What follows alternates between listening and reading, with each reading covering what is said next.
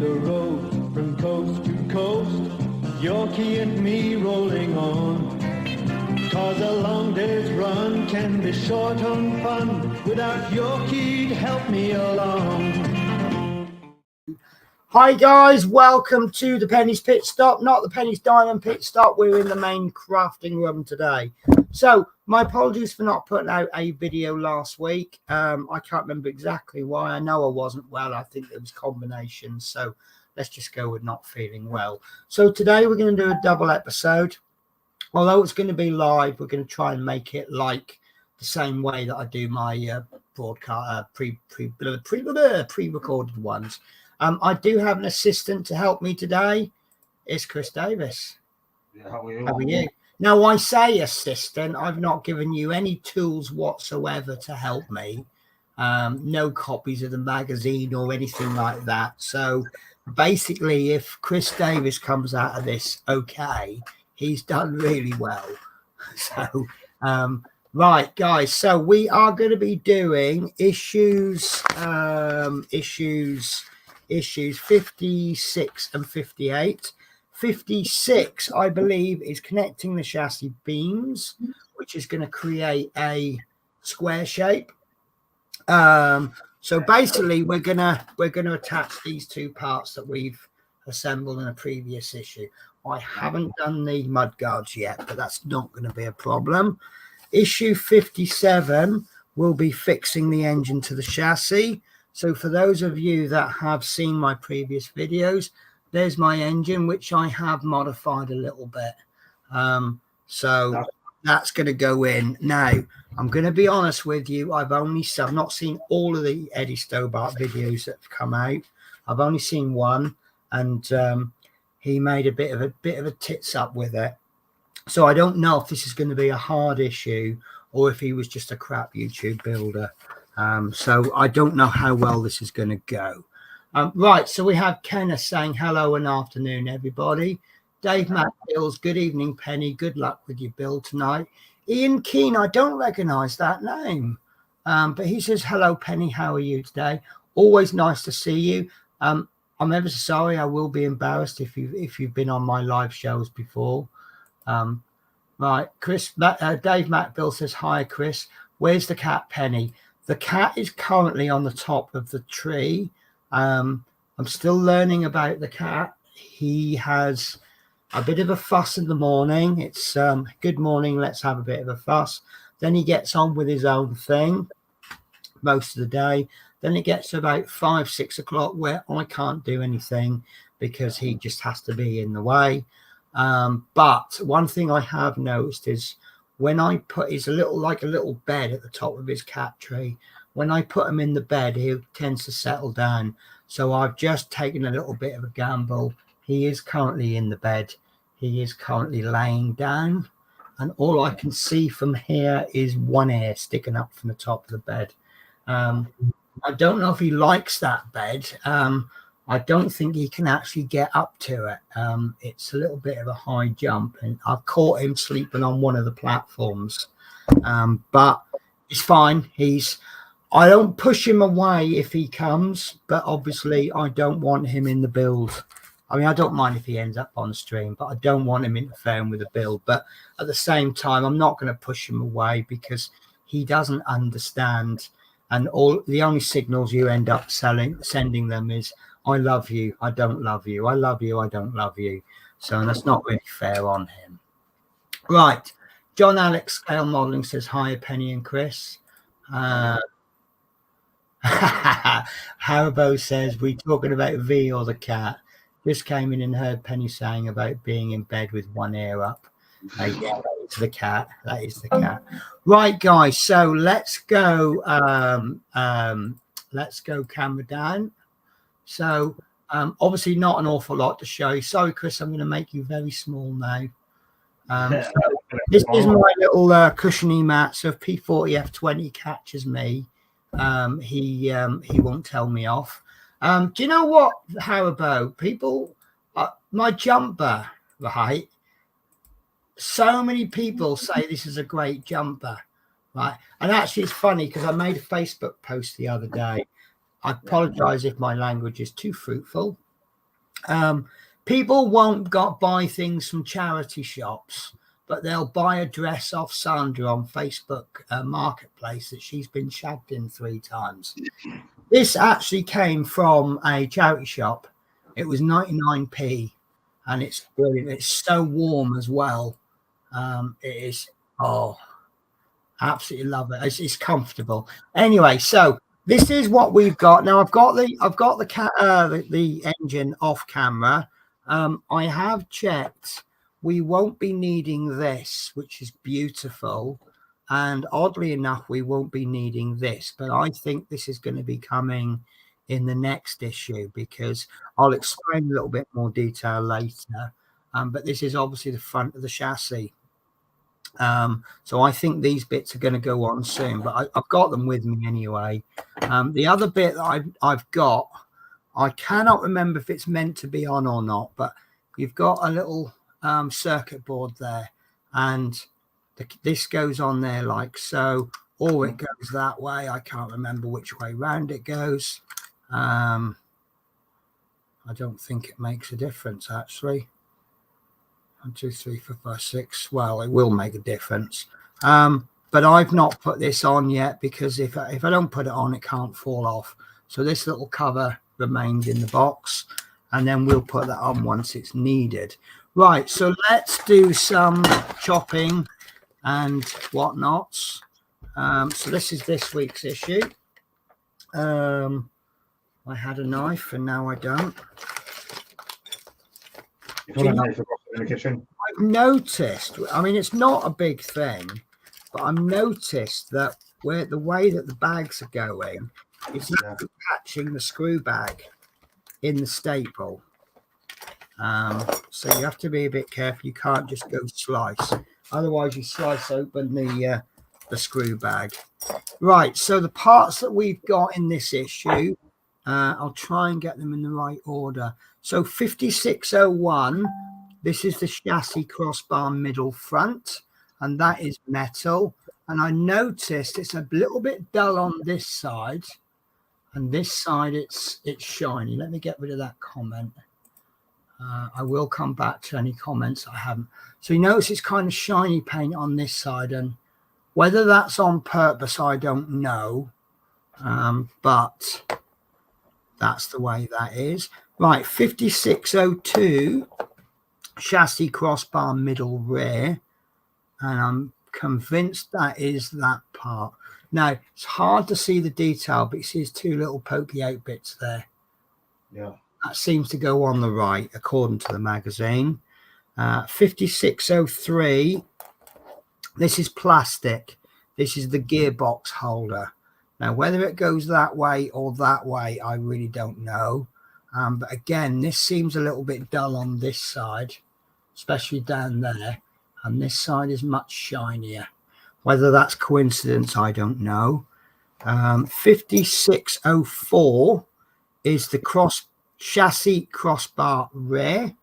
And that looks like it's the same either way. I don't know. Cool, that's crying out for some detail, isn't it? Yeah. I give that another little wasp layer. Right, part 5, that's the black piece. This is the pipe holder ×4, and that is obviously 4 pieces on a sprue. So you're going to need yourself some good sprue cutters, or some sprue cutters. But if you use good sprue cutters, you will cut them off, and that's it, done. If you use not so good sprue cutters, you'll probably need maybe a knife, definitely a piece of sandpaper as well, or you may not. It depends on how neat, whether it's going to be seen. But I do have, apparently these are Japanese crafted, blah blah, lots of words, and they might be really good. Right, piece number 6, that's another plastic piece. That's the cross chassis pipe. So that's obviously some kind of liquids or something. I say obviously, that may be some kind of liquid pipe to go round. I don't know.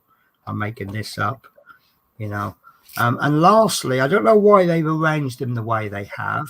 5607, which is looking this way round. That's the chassis crossbar front.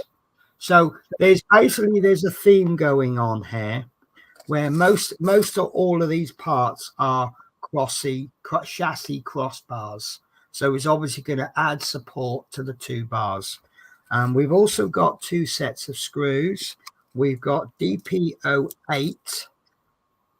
I can't read that. That's two packets. Oh, that's interesting. I've accidentally got two packets of screws. Count myself lucky.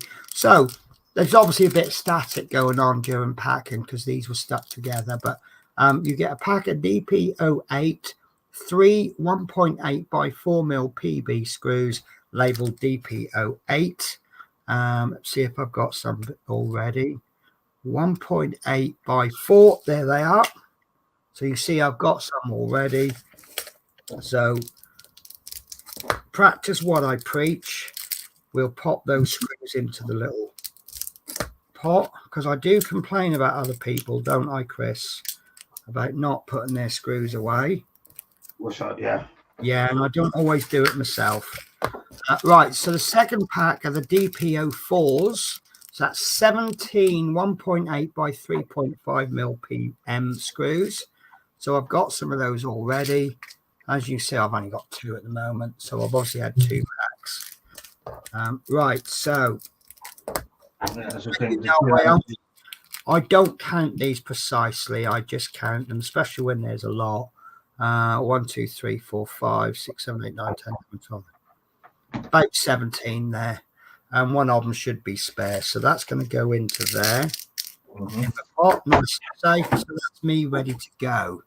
So, like I say, I've got no idea if this is going to be tricky or not. Right, so we need to take 5601 and 5603. Take the middle front chassis bar, 5601, that's this piece, and I can see that there's sticky up bits, so I'm going to do it this way round. Sticky up bits like that. And that needs to go with the gearbox holder, 5603, that's this one, and I can see that these little parts are pointing towards the parts, and I've got two screw holes there and two holes there. That's going to go into there like so. As always, perfect fit. And that wants to go together with, I never get this ready, DP08 PB 1.8 by 4. So we'll get two screws ready, one on the screwdriver, one on the table ready. And oops, I've just flown that screw across the run. Right, so the first one's going to be the hardest one because it's got to hold it in. I'm going to completely ignore the second hole. If that's out of alignment, that's out of alignment. Make sure I've got the parts the right way round. So this wants to be pointing inwards that way. So, like I say, I'm not worrying about this side. I'm just going to put that against there. It doesn't fit really positively, but you see you've got a sunken hole there, and that's where the screw head's going to go. So as always, we just screw that in just enough to bite. Now I worry about the other side, but I've effectively made a third hand. So we line that up, pop the screw in, and this one can go all the way because it's the last screw. Yeah, nice. We keep going until we change resistance. Once it increases resistance, we stop there. Then we can tighten the first one up fully.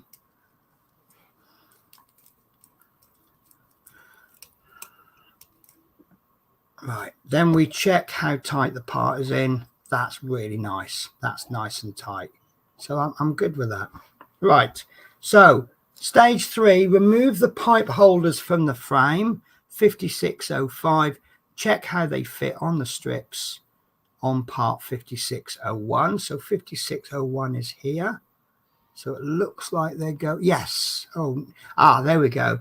It's not actually, yeah. So you see we've got 4 holes there on each side. Yeah. That's where our pipe holder is going to go. So we've got rather a large sprue here. And we've got a not too small piece.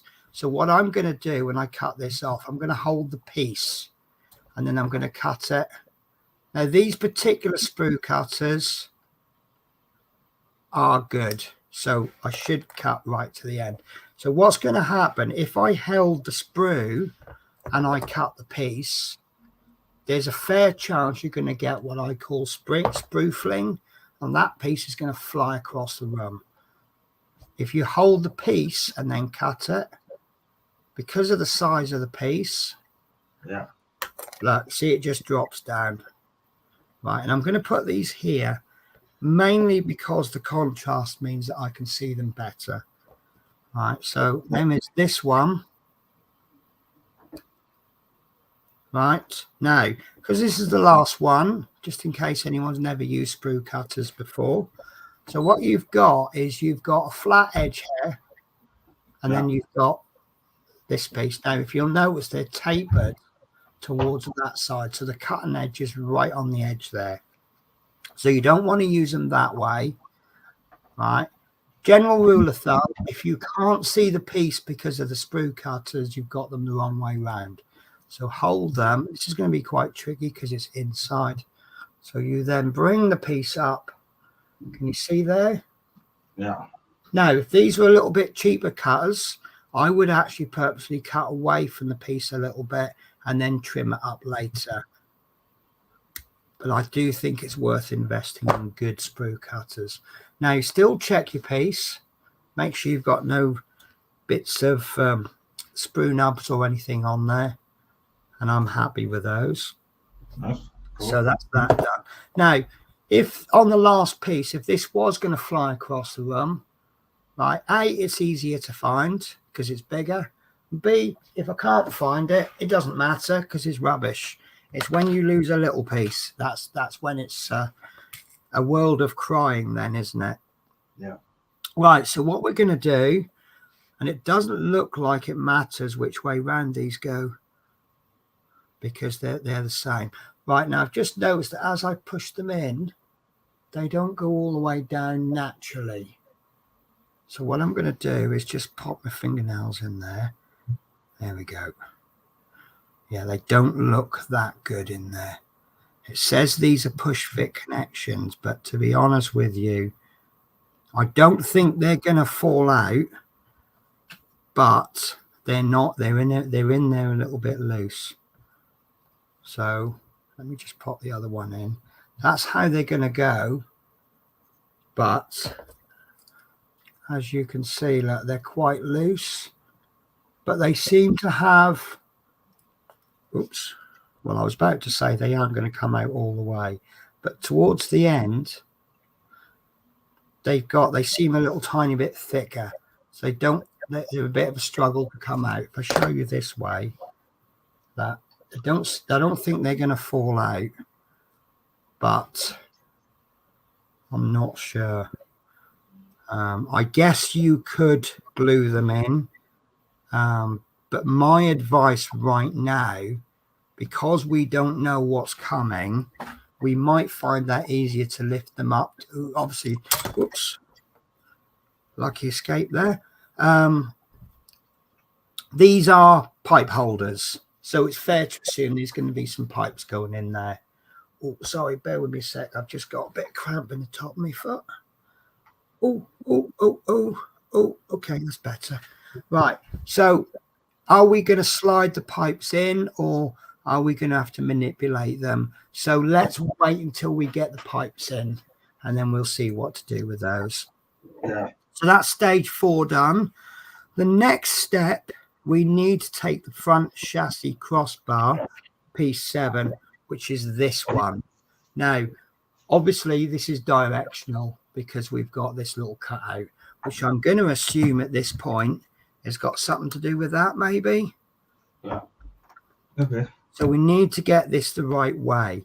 Now, the piece that we're attaching it to is piece 4801 and 4802, which is the left chassis beam. Which way round do they go? Well, according to the picture, it's this one, because we've got the mudguard away from us, curving that way. if we were to get the other one, to get it to curve that way, it's got to be this side of the bar.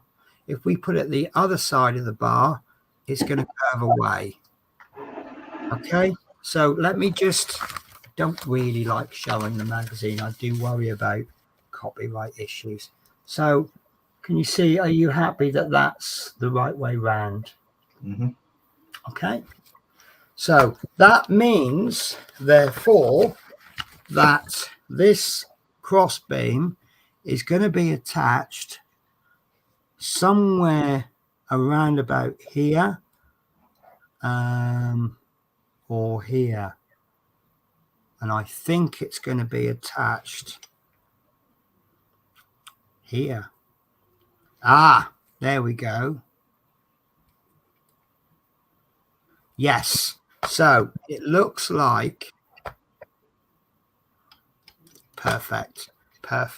So hidden by these wires, we've got a secret chamber just there. Now the reason I'm identifying it is if you go ahead onto stage 6 to see where it's screwed in, it's actually being screwed in front of this square piece, but behind this screw hole there's now 2 silver screws, so it wants to go in about there. And also if you look at the shape of that, what I'm calling the secret hole, and then you have a look at this, you can see that's made to measure, isn't it? Yeah. Okay, so that wants to be screwed in with a 1.8 by 3.5 mil PM screw. So 1.8 by 3.5 mil.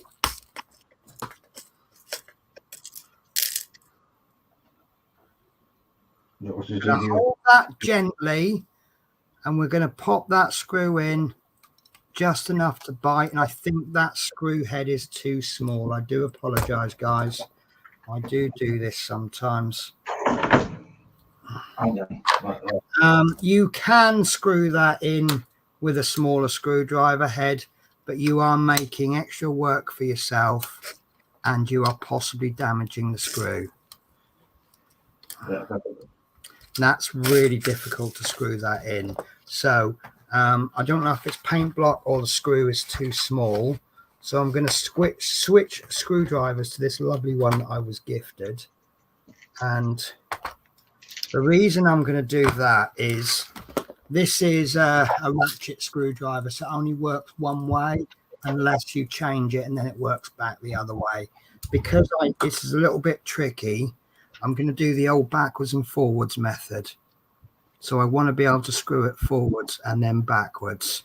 Yeah. So forwards, backwards, 2 screws forwards, 1 screw back, and that will eventually work its way in. Whether that's cutting through the metal or removing paint, I'm not actually sure. But there we go. That's gone in lovely. Nice. Okay, and that is really solid. Yeah, no movement there. Right. So next up, we want our piece that we made earlier. Identify the raised screw socket. Sorry, let me get this the right way. There we go. The raised screw socket circled in blue, which is this one there. And peg circled in green on the end of the middle front chassis crossbar part 1. Now that wants to go in somewhere around about here. It looks like it's just behind the mudguard, and I can see good candidate for holes there. So let's see if that fits there. So we place. The issue I've got here is it's either going to go in that way, or that way, or that way. So I'm just got to, right. So it wants to go so that once it's in, see this arch bit at the top, that needs to be on top. And then the black parts need to be behind. So I can see that it goes in like this. Now, we've got some wires here, and I don't know where it's got to go in relation to the wires, but that seems to fit in okay. There we go. I've lifted the wire up over it. Now, what I've just noticed, you've got a raised. If this was a scale model, we'd call that a sinkhole, a sink mark, ejected mark. What that actually seems to be doing, you see, I've got a little recess there, and there isn't one on this side, so it's obviously there on purpose. So that little hole is going to make it fit better. So that's going to go in like that. Is it going to go, or is it just an illusion? Right, so that's in. Now we want to screw that in from the outside, and we want to use a DD04 1.8 by 3 mil PM screw, which is one of these. So, as always, I keep forgetting to get the screwdriver ready. You know me. What are you up to, Chris? Just cleaning the desk. Okay. Obviously, It's just a bit of a. No, it's all right. You like me, you didn't intend to clean your desk, but then you see a bit of a mark and you think, I'll just clean that up. One thing leads to another, and the next thing you know, you've cleaned your whole house up. Yeah. Right, so it's going to go in. You see that hole has now been blocked, and that hole's still there. So we're just going to pop that in. Now, as always, I'm only going to pop it in enough to bite. And I think that's in okay. It's actually quite convenient if I hold it on the tab there. That's a good idea. Yeah, it just holds it from behind. And then we finish screwing that in as tight as it'll go.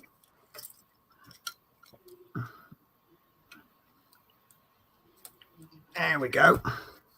And that's in. Oh, that's still a bit loose. Right. Do you know what? I didn't want to admit this, but I love my screwdriver, as you know. This one was given by Peter Webster. Hello, Peter Webster. Just to talk about you, I do think it's actually a better screwdriver, unless it's because I'm using the wrong head. Could be. As I say, if you use the correct screwdriver head, you know, if you've got the wrong screwdriver head and the best screwdriver in the world, you're going to have issues. But right now, it looks like this is a good driving in screwdriver, but this is very good for just finishing it off. But yeah, that's in nice and solid now. There's no movement on there. Nice. Right. So next up, we need 5602, which is this middle rear chassis crossbar. We need to identify the fixing point on part 4901. Right. So don't get caught out. Remember, this is 4801, 4802. Yeah. It's now told us to work on 4901. So we need to switch chassis bars. Now, I cannot see where this is going.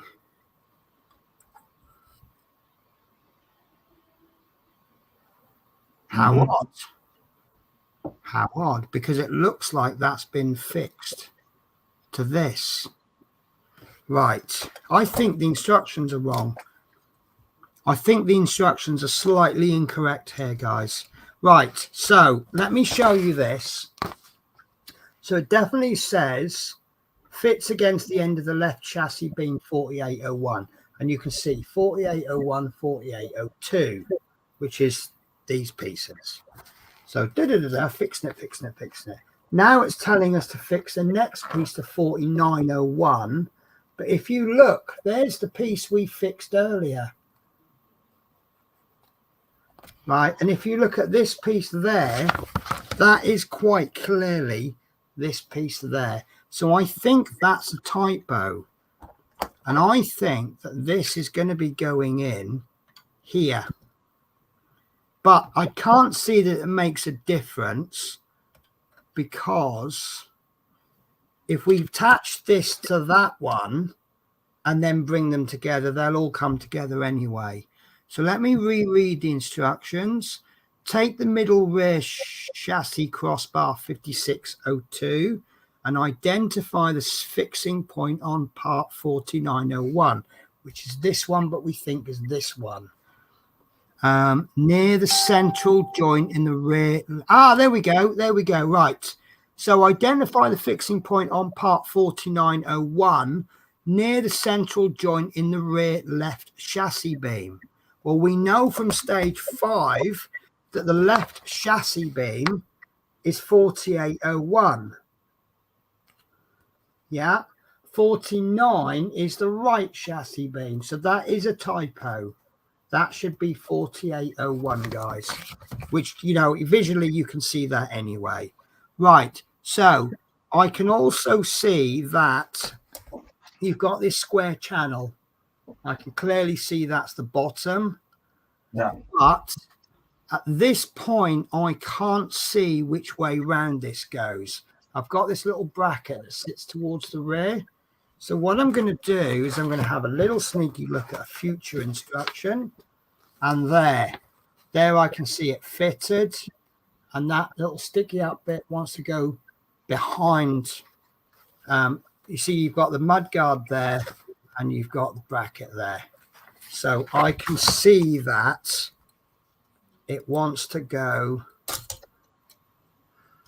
See, I had it the wrong way round. I actually want to put it that way round. So when you get to the future bit of the instruction, you will see that this part here looks like a pipe holder. And then you've got the black bits there and you've got the mudguard there. So nice and simple. So if you're not sure, guys, and I've said this a lot of times before, have a little look. Don't, you know, it's not cheating by looking ahead on the instructions. Okay, so we're going to need two 1.8 by 3.5 mil PM screws, which is this one. So let's get prepared. 1, 2. Get one of those on the screwdriver ready. I am still insisting on using this screwdriver, guys, because you know it's been my favorite for a long time. But I'll try it with a different head this time. Yeah. I do think that head is... No, that looks right. But it looks like, if need be, this is a very good finishing screwdriver. Very, very good. So thank you again, Peter Webster. I really do appreciate it. When you sent it to me, I thought it was a good screwdriver, but I can see now it's a very good screwdriver. Right, so first screw going in, and it's only going in enough to bite as per my usual procedures. Yeah. Get the second screw in, and there's been a lot of wobble while I've been doing this with my fingers, so I'm not going to drive that in all the way. I'm going to make sure it's still a good fit, which it is. So what we'll do now, we'll finish this off. I'm just going to pop it on the cushion. Right, that's driven in as far as it will go. And then the second one. Now what I've got is I'm actually pushing down. You'll notice I've got my fingers here. I'm pushing it down into my fingers and I'm pushing my hand onto the cushion. And it's working really well as a support. Right, that is, do you know what? Peter Webster, I've gone off you now. Since this screwdriver's arrived, it's made my very good screwdriver look useless. That's so much better. So, there we go. There we go. Right. So that's that stage done. So now, we've got one more piece to put in. So check the fit of the rear chassis crossbar 5604 at the rear of the left chassis beam is still calling it 4901. So it's ignore 4901 up to this point because it's 4801. I could go back over the magazines, but let me just skip to step 15. So these two parts, it's told us to fit those into 4801, and these two parts it's told to fit into 4901.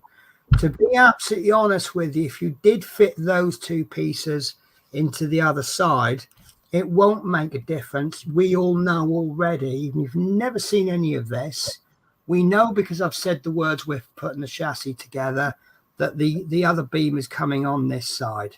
So, you know, although I'm going to read the instructions as it says, if I've put some of the beams onto this and some onto this, it's all going to come together anyway. I just think it's going to be easier to work on one side than the other. In fact, when we fit these together, I don't know what order they're going to make us do them in. But to be honest with you, I'll probably do the front, then the back, and then the middles, regardless of the order.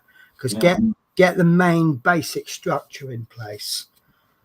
But anyway, going back to the instructions, we've got this piece next, and that needs to go on these two bits there. Now, quite how, okay, they made it easy for us again.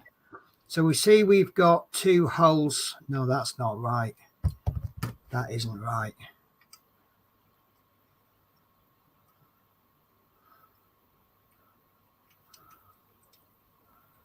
Oh, I don't know. I don't know. Right. So it's telling, right. So let's look at the magazine. Right. So if you imagine this is a point, you see it's triangular. It needs to be pointing towards the rest of the other pieces.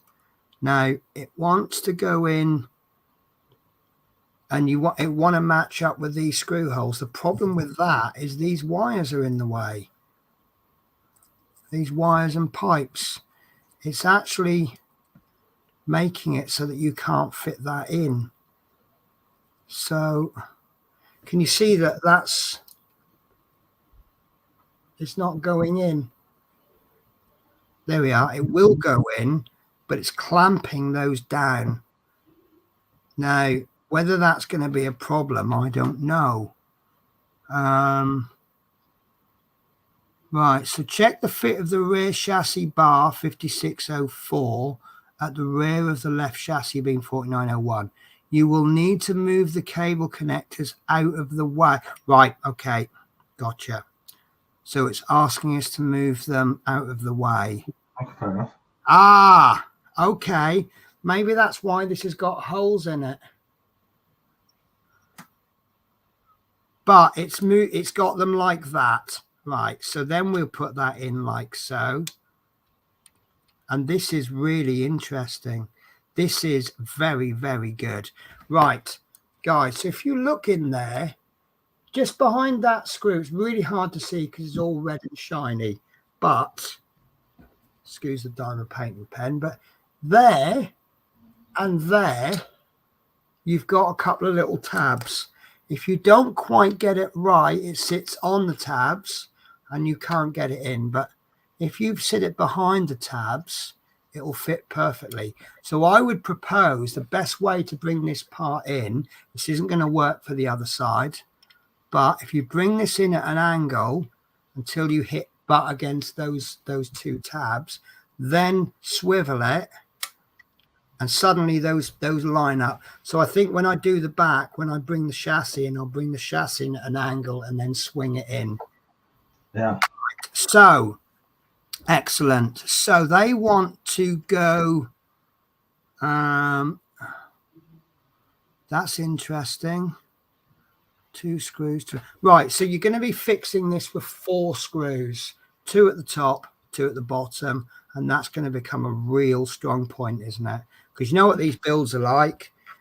When they only need 1 or 2 screws, they use 15. Yeah. So, which is fine. It's better to have too many screws than not enough. So the screws that we're going to need are PM screws, 1.8 by 3.5. So we are actually using some pretty hefty screws. Yeah.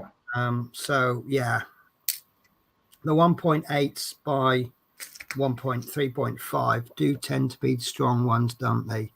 So that's going in not very well. Right, there we go. Now that's not gone in straight, so I'm going to stop there, but it is holding the part. So we'll pop this one in, and then I will remove this screw before I do any more damage. It must go in straight, otherwise what you're effectively doing is cutting new channel lines in. There we go. Now, I don't want to screw these in all the way because I haven't done the bottom bit yet. I might need some adjustments. So I'm going to flip that over and then I'm going to do the same on the bottom. Yeah. So PM 1.8 by 3.5. Don't know why we need 3.5s. They seem a little bit long, but it saves them producing new screws, doesn't it? But I would say 2.5 mil would probably do the job fine. Right, this one don't want to go in either, so I'm going to let that one sit at an angle. It might be the way I'm holding the part. It might not be quite lined up properly, but we'll just ignore it for a minute. Get the second screw in and then take that first screw out and we'll try again. Sorry guys if you can't see that well. Sorry, my head's in the way there, wasn't it? I am so sorry, I didn't mean to. Right, do you know what? I know I've not got the right part. So this is a PH00. So let's go for PHO. They really do make a difference on the screwdriver heads. Oh, that's much better. It might even be it's not even a pH needed. Do you know what? I'm going to admit defeat and say Peter Webster's screwdriver is so much better than mine.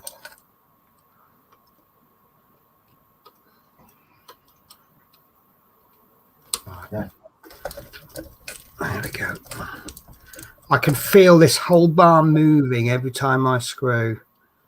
And I know that once I get 1 or 2 screws in, it'll lock in place. There we go. That one's in as tight as it'll go. And I would say that's sufficient. But we've got these 2 screws on the other side. And hold this however best you can, but however you hold it, do not be tempted to push this part on the floor, on the surface, and then push down on it. Yeah. This isn't the best way to hold it, but at least it's not doing any damage. Right, that's all of that on. So stage 15, this is going to make you laugh in a minute. All this confusion over the left chassis bar, the right chassis bar, right? This is stage 15. This shows all 4 crossbars fixed in place to the left chassis beam. And the title of the next stage is Fitting the Right Chassis Beam. So there is nothing to fix to the bar. So watch that, guys. That might just throw you out a little bit. Right, so we've got... This is now positioned this way, and that's going to be positioned this way. And I'm going to get rid of my cutting board temporarily because there's nothing else to be cut. I tend to use the cutting mat for cutting the pieces out. Otherwise, I'm going to cut through this cushion. Right, so the magazine is showing that this is coming into this. Right, and it's actually wanting us to screw in at the front first. But I actually, and then the next one is going to be this one. So then this one and this one. I'm actually going to do it backwards. For the reason that I did explain earlier. Because you've got this little lug at the back here, and this wire is a bit awkward. So what we're going to do, as I proposed earlier on, we're going to bring this in like this and then slide that in like so. And I think that's going to let me show it so actually on camera. So rather than going 1, 2, 3, 4, I'm going to start here. I'm going to get this wire out of the way. Right, I'm going to bring this in at an angle like I did before, butt that up against these 2 little lugs there. Cool, there. And then bring the part round until the screws line up, which they do. Now, I'm going to pop just the 2 screws in there, the inner screws, and then that will give me the opportunity to line all of this up. In fact, I might then actually go back and do it in the order of the magazine, So this will just be held loosely with 2 screws. Then we'll do the front, the second, the third, then we'll finish off the last, because I can see I've got some wires. Can you see there? I've got some wires trapped. Yeah. From doing that. But this is why we say test fit. Exactly that. Sorry guys, just take the mouthful of coffee there, because this is exhausting, thirsty work we're doing. So moving on then to step 5, fit the top of the rear crossbar 56.4 in place with 2 1. Right. Yeah. So we're going to take the 1.8 by 3.5 mil PM screws. This will make far more sense once we actually do get here properly. So in fact, I might even just attach it with 1 screw. So see where the back of the chassis is? That's no longer lined up, so I'm going to have to do that all over again. So this is essentially going to act as a third hand, because as you know, us humans, we are severely disadvantaged with only having 2 hands. Right, so pop that screw in about halfway.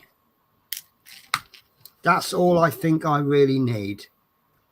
Okay, so as you can see, like, it is still a bit loose, but don't pull it, because it is still being held in by those 2 tabs. But I think manipulating it with that unattached, I think that's going to be a better way of doing it. So untrap these wires, and then, sorry, let me move the parts. Right, so fit the end of the front crossbar 5607 into the recess in the front right chassis beam and fix in place with 1.8 by 3.5 mil screw. So again, these are the strong ones, remember, and this is that really nice one, the little secret hole with that bar that's actually shaped perfectly. Right, yeah. So there's a little bit of pressure to get that in there, so that suggests to me that these aren't lined up properly. So we'll just move this one in place and this one. Right, that's not a good fit, guys. Right, okay, so I'm going to create, that's better. Right, I'm going to create a plan B, guys. I'm not going to put this screw in fully. I'm just going to put it in again, possibly halfway. So that's not in there tight. Then I'm going to move on to the next stage. Be careful here because it's resting on these mud guards. So this middle one, I've lost where, right, there we are. Right. So this next one will be fitted with a 1.8 by 3.5 mil. It's actually going to, yeah, it's going to be fitted with 1. I can see where the problem is. So we've got a lug there. Right, that's fine. That's got to be held in a little bit. That does want to spring out, which is a slight concern. So again, I'm only going to put that screw halfway in. I don't want to screw these in really tight until I know that everything's fitting fine. Right, and then the next, there we go. That's where the problem was. That was, I don't know if you heard the click. Yeah. Right, that now will not move. That's completely solid. That's where the problem was. That's why it wasn't a good fit. Right, so this is a 2-screw job. And I'm going to screw that in. Double check, yeah. So, and I can feel that that screw's going into something. But again, I'm not doing it fully tight, just in case there's a problem. Right, I'm not happy with that. So that's a little bit too much of a tight space. So I'm just going to get my longer screwdriver out. And that's fine. So Right, this is the point where I need to ask myself the question, am I happy with that fit? Now, all things considered, there's not any movement that I'm not happy with. I mean, there's a little bit of movement, obviously, where these aren't screwed in tight, but Yep. I'm happy with that. So I'm going to go back to the front. I'm going to pop this in. Can you see? I don't know if you can see that. When I squeeze it, oops, no, you can't see. When I squeeze it, the screw pops out. When I let go, it tries to spring back, but I am happy with that.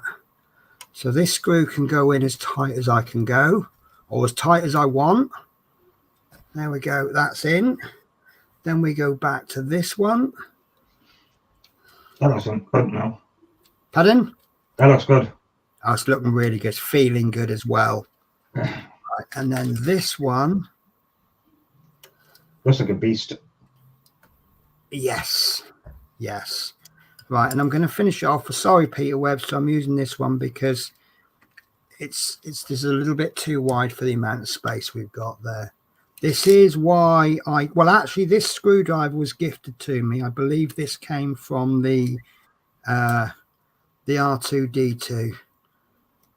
Now, don't screw this one in too tight. I think, no, that is going into metal. I can't, this doesn't want to go really tight. Right. Okay. But this is why it's worth keeping all the screwdrivers you get with various builds. Right, so what we need to do now then is finish off the last 3 screws on these. Remember that first one's not been put in fully tight. Yeah. So we're just going to put this one in loose as well. Well, you could go fully tight on these. But this pop and screws, and as you can probably tell, that was a little bit of hard work. But yeah, it's just habit forming doing it this way. So it's just that the way that I end up doing it. So we put the screws in just enough to bite. I'm happy with that. So I can now finish these off. Oh, I can now see a head from behind the bed. It's more there. I think that's an early warning system for me. Right, these screws are quite hard to get in. They seem a lot harder on this side than that side. Whether that's the position of the chassis or paint block or the holes not quite been cut, I don't know. I'm not having too many issues. And then the last one.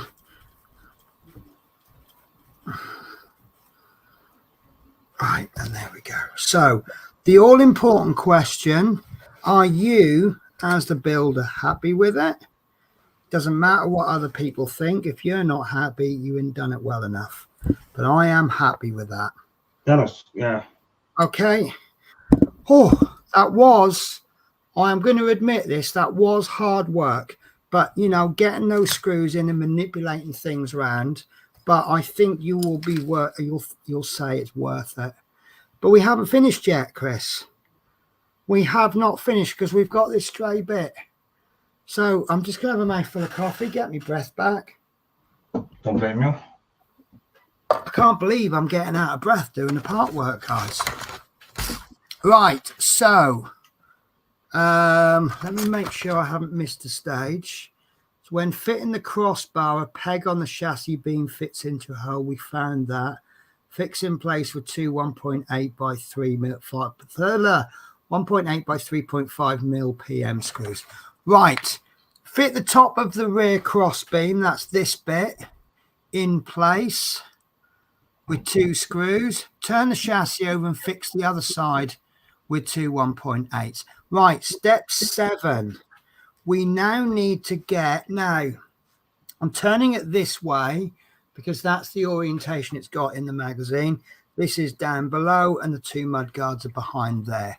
Now it wants us to put where the black bit is. Right, I don't know if that's symmetrical, guys. It looks like it, sorry guys. It looks like it is. But that wants to go. Right, take the cross chassis pipe and check how the pegs fit into the hole. Right, those pegs look, well, they don't want, as you can see, they don't want to go in. They were happy where they were. Right, so they want to go in there. And they seem to want to go in either direction. Sorry, guys, I got my head in the way. I'm actually knocking this camera with my head. I do apologize. Right, it's going to be slightly fiddly, guys. But now it's saying, oh, I see. Right. So the two holes there, just behind the black bits, the pegs are going to go in there. And then the ends of these are going to tuck underneath the chassis. So that might make it easy. Let's tuck one end in, and then we'll pop one peg in. That is a really tough fit. It's like they've made that peg just a shave thicker than the hole. So I'm going to push that in very gently. Then I'm going to pop the other peg in, but I'm going to just hook the end under the chassis first. Yeah. There we go.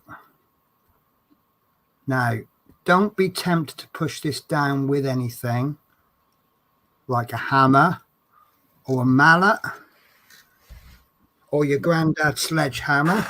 Definitely not. But what we're going to do is we're going to give it equal pressure from either in the middle if you can, and there you go, that's gone in. Don't push it there, because where that bar is, you're just going to snap the bar. You want to get the pressure as far over the peg as you possibly can, but there you go. I'm going to go with that, guys. You could file that peg, but to be honest with you, that's all right. I'm all right with that. Yeah. Right, and that is the completed work. The left and right chassis beams have been connected by crossbars, and that is an absolutely amazing issue. It's only a few parts that came with it, but because it's bringing parts in, it's added it all together. And I think now to the point where we've been desperate to put parts together, collectively as a group. I think we've been desperate to put parts together. Well, not you. You're doing the engine, aren't you? But where we've got sub-assemblies, a lot of people don't like the separate sub-assemblies. But we are now. I mean, I've always said all along. I'm not sort of trying to make it. Oh, look at me! I know exactly what I'm talking about.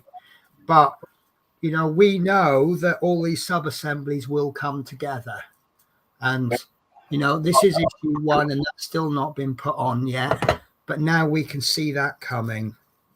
So, right, let's have a mouthful of coffee, do a little bit of a catch up on the chat, and then we'll move on to the next issue. How's that? You should see where the bumper goes now. See where the what is? The bumper goes. Yes. I am absolutely still convinced that the bumper's going there. Yeah. No one's told me that. I don't know that officially, but I think it's pretty obvious, isn't it? Yeah, that was cool. That was cool. Yeah. So, yeah. So now I can bump into things. So when the cat, now when the cat jumps on the desk, I can bump him off the desk. So right, but the magazine's not telling us to put it on yet, so we won't. Right, so let's bear with me a sec. Right, so where are we? So Haribo says he likes the jumper. It suits me. Thank you. Evening, Penny, Chris, Dave, Matt, Kenneth, Haribo. Hi, John, Ian. This is might have the best viewers in the world.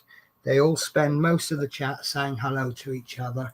Dave, Matt, Bills, good evening at Peter Webster. And Peter Webster says, I only buy the best. Do you know what? Like, it don't look the best, does it? but it is probably one of the best screwdrivers I've used, in all fairness. This is a fantastic screwdriver.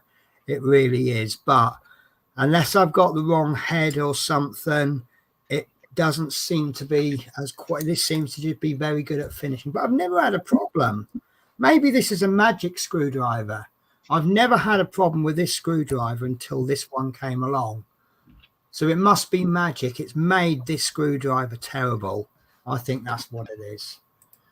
Pete Webb, so I just fitted all the cross pieces on the same side. Yeah. So yeah, it's telling us to fit the first two onto the left and then the second two on the right. Then it's showing us a picture of all four pieces attached to the left. I think that's a spelling mistake. I think that's a error on the instructions. Sorry guys, I've just there we go. Yeah, so I think it's just, I mean, it won't be the first time that Harshett have made a mistake on the instructions, will it? No. Right, Love Minnie says hi all. Peter Webster says hi, Love Minis. Evening, Love Minis. There we go again. I believe in looking over all instructions when building. Yeah, that's a sort of a building 101, isn't it? I hope Chris enjoys his gift when he gets it. Or make sure you do an unboxing on stream, Chris. Yeah. So Love Minnie says, sorry, I know her name says Love Mins. I still call her Love Minnie. She could change her name to Hoobly Roobly Flop, and I'll still call her Love Minis. Yeah, Love Minis always been there. Minnie says, hi, Peter. Penny, do the build your way. It's the magic of a... Yes, do you know what? I've reached that age where I'm not really so much about receiving gifts. I rather give gifts, but it doesn't mean it's not fun when you receive a gift. And especially when when Peter Webster says, oh, can I have your address because I want to send you a gift? It's probably a reasonable assumption it's got something to do with part works, but that doesn't mean you know what it is. Mm-hmm. And it's that little surprise. Right, guys, let's get on with the next stage. Otherwise, we will never, ever finish this. So out comes the cutting mat. So this is one that I've been looking forward to. This is issue 57, fixing the engine to the chassis. I've put in a lot of work into this engine. I don't know if it's going to be a success. Looking at this chassis now, it looks like I might have to do a bit of dirtying up on parts of the chassis. So there's a negative to doing tarting up your engine. But I am really I'm quite critical of my own work, and I do think that was really good. I really enjoyed doing that, and I am so super stoked about it. I've repainted the pipes. I've redone some of the silver bits and made new silver bits, and then I've weathered it. That was fantastic to be fair. I think that represents an engine that is kept clean. You know, the truck is kept clean on a daily basis, but I think that's what the engine would look like on a well-maintained lorry truck. Especially with driving metals and metals, yeah. Yeah. They're not gonna steam clean the engine every single day. They'll do all the exterior of the truck every day, perhaps, but maybe not even some of the trucks, because they do this thing called trunking, where they're on the road for like 5 days. They just drive, and they might go to point A, pick up a trailer, take it to point B, then go to point C, or pick something up from point B, take it to point C, and the drivers don't see the depot for another 5 days. Yeah. So they're not going to be cleaned every day to a high standard, are they? No. If at all. So I think that is what an engine would look like on a well cleaned, on a well looked after truck. Pretty well. Yeah. Looks unique, which is also good. Yeah, because if I had a truck, someone else had a truck, and they said, oh, this is my truck, which I put hours into building, and I think, where's mine? And then I can just lift up the bonnet and go, sorry, mate, that's actually mine, and I can prove it. Yeah. Although I do maintain that you can get two builders, they can build the same thing, they can look practically the same, yet you will know one will have the style of the other builder. Anyway, so the parts for fixing the engine to the chassis, part 57, we have two brackets which to me look the same, but oh no, they are very different. No, fair enough. Yeah, right. So I can't tell the difference at the moment, but no, they are the same.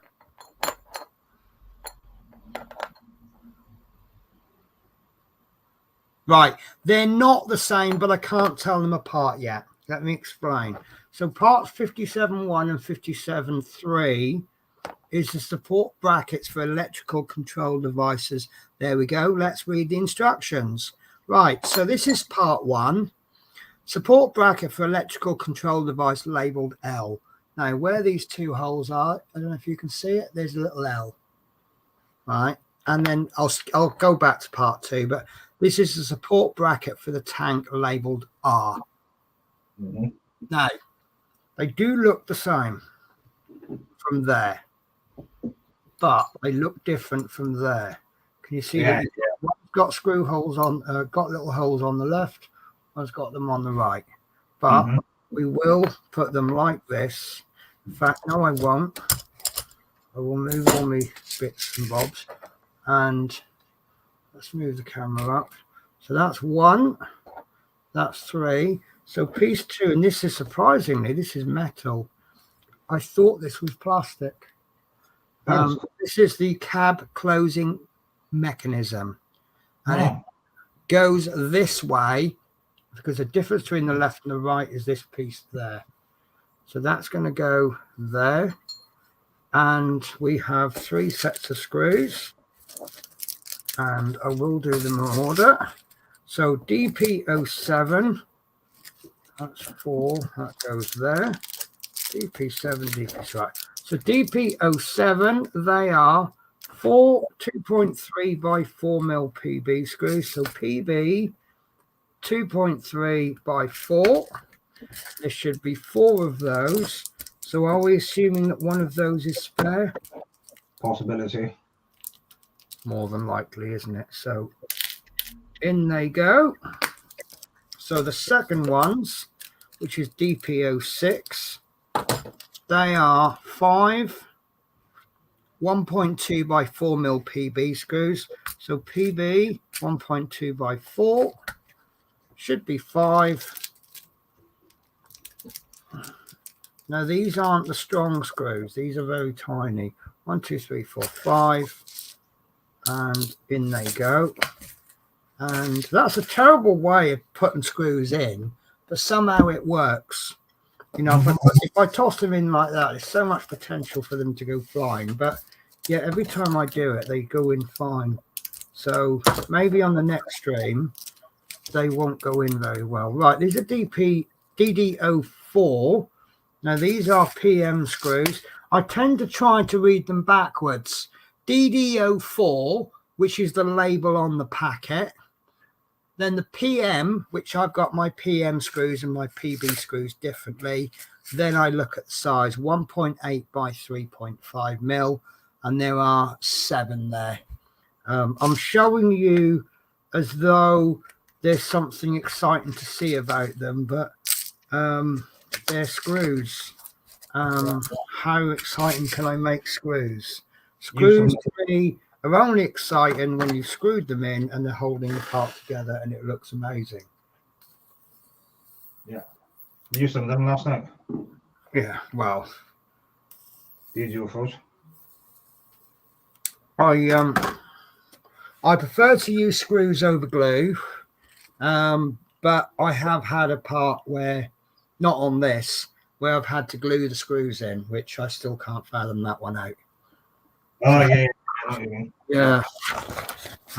It kind of all, you know, there was a reason for it in the end, and it works, but yeah, it's different. Doesn't mean you like it.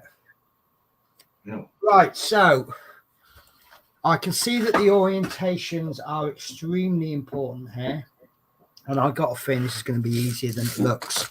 Right, so we get in the chassis. I'm deliberately pushing it to the left. Right, so we're getting the mud guards are going to flow forwards. I'm calling that flowing forwards. And then we want to get the engine, and we want the exhaust and the, is that the crankshaft? The engines pointing backwards. We've got a black pipe poking out downwards, and that is going to go in. We can already see where it's going to connect. We've got a part there, and we've got a hole there. So take the chassis assembly from the previous issue and the engine assembly from issue 35. The engine assembly will be fitted into the chassis arrow. So stage 2, fit the exhaust through the opening in the chassis, right? So that's going in that way, between the mud guards. Then move the main part of the engine assembly into position between the front chassis beams. Note the raised screw socket on the top of the gearbox, which is there, which fits under the crossbar 5601. So we're coming in over this bar. I'm worried about these wires. I am very worried, but that's going in. That's actually very easy. That is nothing difficult about that at all, guys. No. So that is fitted in there. I can't really show you, but I can see from underneath that does line up. And then this the fan is resting on that bar. So can you see there, guys? Now this is where I'm worried about these wires. They're all over the place. So I'm not happy with that. I'm just going to pull these wires down. I think if the wires are meant to go in a certain way, I think we can fix that with tweezers. Now the engine has slipped a bit, so I've got to try and push that back. And this, I can already see this is some clever engineering. So there's a bar there on the engine, and that's lining up with a screw hole there. And that's lining up there. So I am very happy. And if you've got it on something like this, a cushion, it holds it all down. Right, you're allowing the chassis, weight of the chassis, to most of the weight is this side, so it's pushing down on there, but then the engine is kind of pushing down, resting on there. Right, so there was one bit that I was concerned about, and that's the front bit there.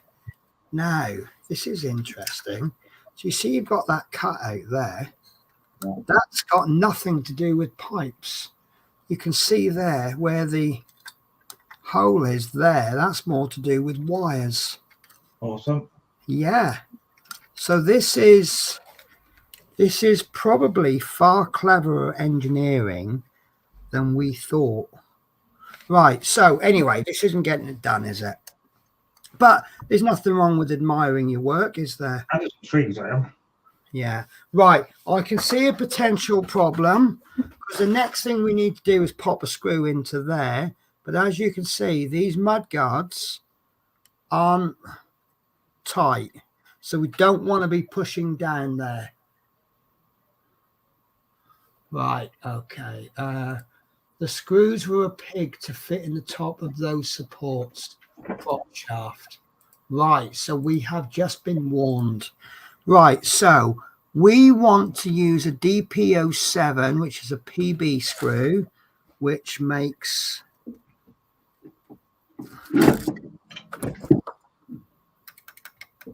Yeah, okay, that is going into plastic. Yeah. 2.3 by 4 mil PB screw.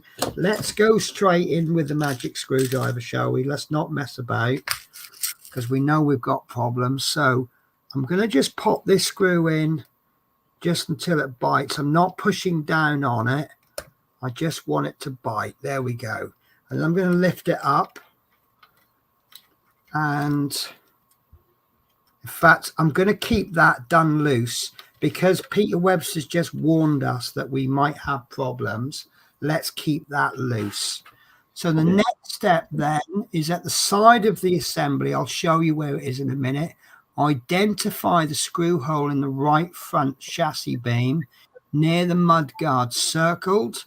Use a 2.3 by 4 mil PB screw, which is this one, to fix the beam to the side of the engine. So, another thing I like about this screwdriver, guys, it's got a flat end. It means you can't see it, but it's not going to rest there, but it means I can get my screw ready. Look, obviously it's not going to stand on the cushion, but right. So got my screw ready. So inside the mud guard, oh, that's not lined up. Yes, it is. No, it isn't. Yes, it is. There we go. Right. So you've got two supports on the engine there. There's one. The one on the other side is exactly the same. And that wants to go there. And then we're going to drive a screw into there. And I'm hoping that goes in fine. Right. Oh, that was good. I couldn't feel any resistance, but that's gone in. Okay, so I'm now going to turn it round, and it says repeat on the other side of the assembly to fix the front left chassis. 4801 to the side of the engine. Make sure there are no cables or hydraulic pipes in the way. So exactly the same. Sorry guys, it's going to be easy if I don't play to the camera. I'm going to have to play to the position for me. That's strange. That just feels like there's no resistance at all, but that's gone in. Okay, so we've got a screw in there. That's 3. That's number 2 in there, and number 1 is gone in there. So what I'm going to do is I'm now going to work backwards. I'm going to tighten this one. It's going into plastic, remember guys. So we're only going to screw that until it changes resistance, because we don't want to thread that screw. Because if we damage this part, we've got to strip all that engine down again. We've got to put the new part in, and then we've got to build it all up again, and we've got to do it all over again. And the buying of the issue is going to be the least inconvenient part. Yeah. Right, I am getting, that's a little bit worrying, because there is more screws of the turns of the screwdriver than you expect. Right, that's a little bit awkward. I'm trying to pull that in. There we go. So what's actually happening there? It's trying to push that support out. Right, guys, I might have, no, I thought I had a disaster there. So I'll show you on this side because there's more room. This little support, it tried to push it out, but keep turning and it will pull it back in. Watch this. There's a little bit there. That looks like it's just crying to be snapped off. So be very, very careful. Okay, I'm happy with that. So, right, quick tip. When fixing the 2 supports to the chassis, leave a little loose. Okay, I have actually gone tight, but I've not gone really tight. I've gone what I call tight enough. That's how I screw plastic screws in. And what I mean by tight enough is there's no movement there. I mean, there's a bit of movement there because it's in loose, but there's no movement there. So do I need to go any tighter? So what we'll do then is we'll finish this top one off. I'm pushing a little bit from the bottom of the engine. It's gone a bit tight. So we stop there And that has gone in absolutely amazingly. I am very, very happy with that. So, Peter, when you said earlier on the screws were a pig to fit in the top of those supports, have I passed that stage or have I got that to come? Because that's the bit that worries me. I can see the bit. I can see why. Right, fitting the support brackets. This is the bit I think he says is a... Right, okay, gotcha. So he means the two metal supports you have to fit.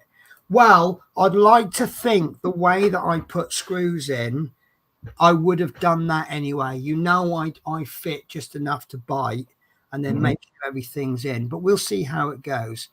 Right, so take the support bracket 5703 labeled R, which is this one, and identify the fixing point on the right front chassis beam 5001.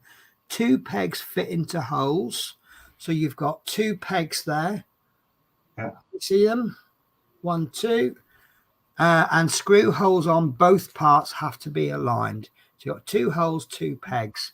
I can see where the issues are now. Fit the bracket in place with 2 1.8 by 3.5 mil PM screws. Now I'm going to take 4 screws out because I think it's fair to say we are going to be doing the other side as well. So, and I've now slightly confused myself. This is quite amusing. If you look, now I can see this pipe there. Right, so now what I'm thinking is, where does that pipe go in relation to the support bracket? So I'm looking for, of course it's red, isn't it? So I'm like, where's the pipe gone? But it is there. Right, so double check I got the right one because I put it down. So that's going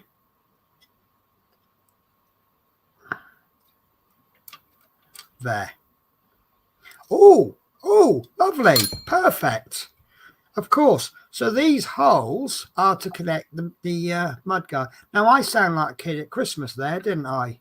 Yeah, that's wicked, yeah. But when you suddenly see these pieces go together in relation to other pieces, it now gets exciting. Right, so let's use that mudguard as a guide then. Use anything you can get your hands on. So that,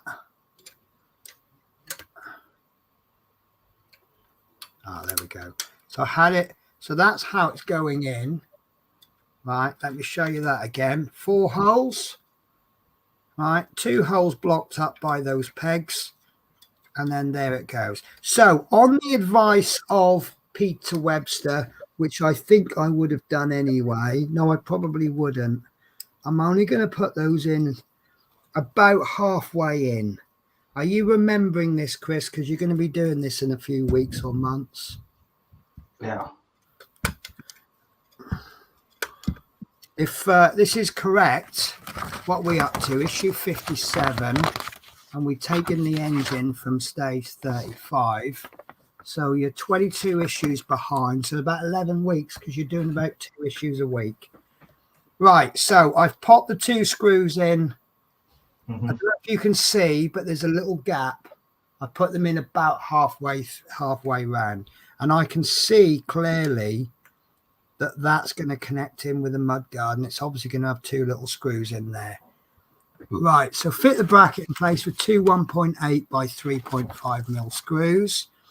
The arm of the bracket 5703 has screw holes along the top. The 2 that are circled, which is these 2, I think these 2, have to be aligned with screw sockets in the top of the right mudguard. And then we're going to fit those. I think we already know where this is going. 2 1.2 by 4 mil PB screws, the tiny ones. So there's not, these are the ones where there's no strength to them. It's just going to hold that on there. And I am going to have to change my screwdriver head. I know that. because I'm trying to lecture you guys and say use the correct head. Yeah, I know that. Yeah. Yeah. Well, I'm as guilty as anyone else. I think that's too big.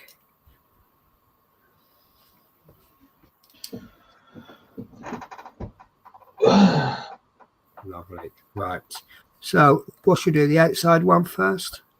Yeah, go on. So we'll just drive that in there.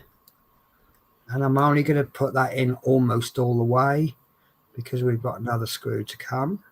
Yeah. And then this is really nice. This is going in so nicely. Right. So I've driven that one in as far as I want it to go. And then I've driven this one in. Basically, I'm driving them in gently until the resistance changes. Now that is on there. Make sure you've got two little pegs there. Make sure those pegs are in because they're alignment pegs. Okay, so now it's telling us to go on the other side. So I'm assuming it's now okay to drive those screws in. But I'm going to have to do, right, you have that to come. That's good, Pet. You're a northerner, aren't you, Peter? But that's like call people Pet. So I'm going to slow it down a bit because I'm waiting for Peter to go, no, don't tighten them up. Not yet. But I think it's okay. I suspect that the reason he said not to tighten these up is because it might pull that out of alignment with this. I am a little bit worried about this, but that's because I don't know what's going on there. And the more I fiddle with this, the looser it seems to go. And that's only plastic. So be very, very careful. Yeah. West Midlands, Black Country, born and bred. There you go. That's, well, obviously I'm in Scotland, so you're a southerner as far as I'm concerned. It's like the line from Game of Thrones. Oh, you southerners. I'm not southerner, I'm a northerner. You're a southerner to us. Yeah. Right, so I'm driving that in. I think that's absolutely fine. So, but yeah, I probably got a little bit too excited when I saw that line up, but it is a moment, isn't it? Yeah. Right, so we're going to do exactly the same on the other side, aren't we? Tell me we are. Turn the assembly to access the left beam. Identify the fixing point to the left support bracket. Near the mudguard, circles and arrows. Position support bracket 5701 labeled L. L. Next to the mudguard, fix the bracket in place with two 1.8 by 3.5 PM screws. So that's those two screws ready. Then check the small screw holes in the top of the bracket, align with the screw holes in the top of the mudguard. Use two 1.2 by 4 mil PB screws. And that takes us to the next section, because they are sectioning these, aren't they? Oh, leave them loose. Okay, then. All right, I will give them a couple of turns back then, if he wants me to leave them loose. Wonder where that is. I don't know, but Peter Webster's obviously built his, and he's passing his experiences on to us as we pass our experiences on to our viewers. So, that's good. Yeah, no, if he says, oh, I see why. Yeah, I've just had a little sneaky accidental look at the next section. I can see why now. Yes, and I can, looking at the next section, I can see that I've not done these loose enough. I think he wants them so loose that there is actually movement in there. I can, right, another couple of stages and it will become all clear. I can see exactly. Yeah, no. So Peter's like, yeah, she's seen it. Right, so this is going to be easier because I haven't got that bloody thing in the way. Right, so that's going on just like the other one did. So coming from experience, I'm just going to pop that screw in, and I'm literally giving it a couple of turns. I suspect, Peter, that when the reason for leaving them loose, I probably can get away with one being very loose. Right, this one isn't such a good fit. I've got to manipulate this a bit more. But so long as you get those little support pegs in, that's fine.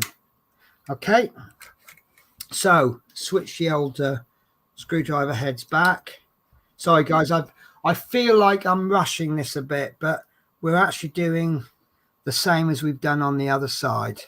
So if you're watching this back, or even if you're confused now, just rewind it a little bit. And it's just literally we're driving a couple of screws in the side bit and then a couple in the top. But I've left this side much looser because Peter's probably got an evil laugh. Yeah. Ha ha ha ha! You will soon see. But I have, because the instructions that I'm following, and I can obviously see the next section. I've just caught that. Right, so that's that section done. That's the section titled fitting the support brackets. This is called fitting the cab closing mechanism, and now you will see why. Yeah, cross, yeah, idea. Right, so this is the cab closing mechanism. Take the cab closing mechanism 5702 and check how it fits over the engine. Right, so these two bits here are going to fit into the brackets that we've just supported, installed. Now, the reason, correct me if I'm wrong, Peter, the reason why he said leave them loose is we need a little bit of wiggle room, right? Because the support brackets are this wide, right? But we want them this wide because this is how wide this is. Yeah. So we're going to do a little bit of fiddling. Right, now we want this piece here to be on that side. Do we want them on that side? No, we do not. No, we do not. We want to turn this over. And we want, I will double check this, but it looks like we want it this way. Okay, I'm going to lay that on there. And then I'm going to turn the page. I'm going to look at the instructions. Right, so what we want is we want this pokey bit on one side and we want this black pipe on the other. Yeah. That's probably the easiest way to remember it. Okay, so we've got balance. We've got a black bit on that side and we've got a black bit on this side. Now, on these support brackets, we've got two holes. Right, very hard to see, easier for me. There's a hole there, which isn't even a hole, it's a recess, right? And then you've got a screw hole there. If you look at them from the other side, you've got one hole. If you look at them from this side, you've got a recess and a hole. Then if you look at this, you've got a peg. Yeah. And then you've got a recess. So the peg is going to go into the recess there. Right, that recess is going into the hole on this side, and you know what's coming. There's be a screw going to drive into there. So, with care, Jesus Christ, Peter, you are right. Yeah, I can see that. Right, Peter. Wow, there is less than no room in there. Right, guys. So. There isn't going to be, I can see there isn't going to be enough room to maneuver. So what I'm going to do, I'm going to take this support right off. I think that's going to be the easy way to do it. Do you know what? In my head, I've just rewritten the instructions, completely rewritten them. So I'm going to take this support bracket right off. Right. In fact, I'm going to take this bit off as well. That isn't going to come off because that goes round it, doesn't it? I can't remember. Right, I'm going to loosen off this screw as well. it will all make sense.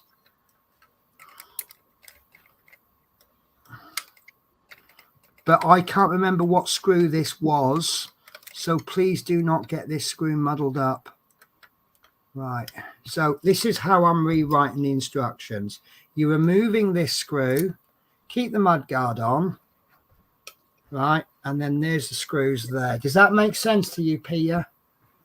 Right, so what we're going to do is we're going to fix this support bracket to there. Can you see now why I've taken it off? Yeah. So I'm going to fix this cab mechanism to the support bracket. Then on the other side, I'm going to fit the support bracket to the cab mechanism. Okay, so keep these screws safe. I've got a stray screw there. I don't know where that came from. And I've got 2 screws there that I think I took those 2 screws out but didn't actually use them. Right. So let's turn this around. Ah, these are the screws. Oh, I don't know. I'm in a muddle with screws now. Thank the Lord that we get spare screws. Right, so that's going on there, and that's going to be driven in with a PM 1.8 by 3. Now, I've got my screws in a muddle, so I'm just going to take out a fresh screw. This is why we keep spares, guys. Right, so make sure that's in. We'll drive that screw in just enough to bite. Right, give that a bit of support, but make sure you don't knock this pipe. And don't forget, we've got this part of the mechanism there, and we've got that there. So I'm going to hold that as best I can. And I don't know how to hold this. I'm just, you go in with a theory of how to hold it, and then that doesn't work, and then you end up holding it a different way. Right, so there we go. So that support, that you can see how tight that's in. Yeah. Right, so now we need to put this mudguard stroke support mechanism back in. So what we're going to do is figure out where the hell it comes from. There. So I'm going to put that in there, and then look at that. So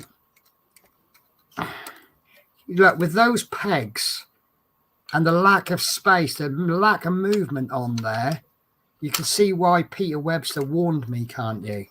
Mm-hmm. I'm so happy that he did. Right, so that screw is going to attach there. And I'm only going to put that in half because I can see this bottom bit's trying to pop out. So there's the screw for that one. I'm going to have to use a long shafted screwdriver. No giggling, Chris, when I say long shaft. We save the rudeness for your stream, don't we, Chris? It's that Peter. It's that Chris Campbelling. Hey, that's all his fault, right? Don't push that, guys. It's going to push the mudguard on the other side. This is actually quite difficult because there's nowhere to hold. In fact, that's probably the best way. Grab it with 2 fingers. Grab it like you would the scruff of the neck of a stray dog that's just bitten your child. Yeah. And that's in. And then we can put the support bracket back in.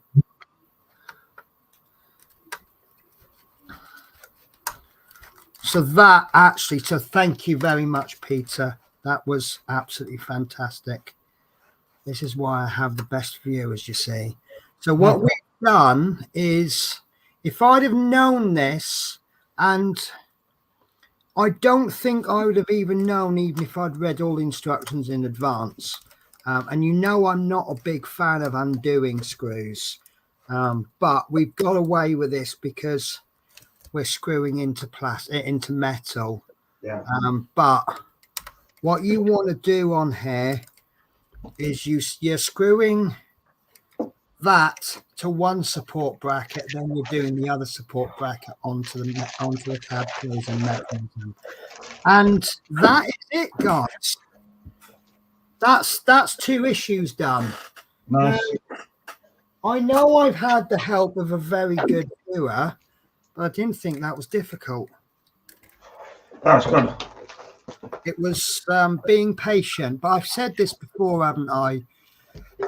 Be patient, read the instructions. But yeah, so thank you, Peter, for helping me with those. Would I have figured it out myself? Not sure. Possibly. I'd like to think I would have done. But yeah, had I known, I wouldn't have even put that second support bracket on. But I do think, I don't know. See, if I hadn't put the support bracket on, I wouldn't have actually needed to take it off there. It was mainly because I knew that was screwed into metal and these were screwed into plastic. So that's otherwise if this was metal, I would have just taken the whole bracket off on the other side. Sorry. But it's because it's screwed into plastic. I really don't like removing screws from plastic. But yeah, that's amazing. That really is. I'm going to try and come out correctly, use a posh sounding word here. This is the culmination of a lot of hard work. That's fantastic. I think anyone who's got to this stage has put hard work in. Yeah. It was quite a physical issue. A lot of figuring out. And, I often say sometimes you get issues that are physically hard work. Sometimes they're mentally hard work. That was actually both. As a result, I absolutely loved that issue. I thought that might be. Do you think that's the best issue we've done? Looks like it, yeah, because we've got anyone else agree? The only thing I don't like is I've got all these wires all over the place, and I really don't know if they're right or not. But they're not plugged in yet, so we know we've got more work to come with them. There's one here; it's got itself stuck up with the fans.